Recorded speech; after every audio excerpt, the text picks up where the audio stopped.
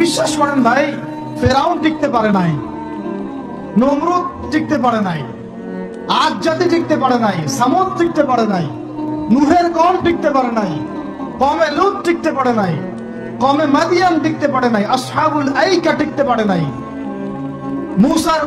মুসার কওম বনু ইসরাইল টিকতে পারে নাই।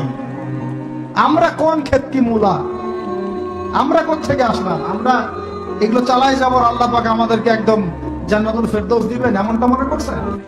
জান্নাতে ঢুকতে না পারলে আপনি ব্যর্থ, জান্নাতে ঢুকতে না পারলে আপনি খবর আছে, পুলসিরাত পার না হতে পারলে সমস্যা আছে, শেষ, সব শেষ।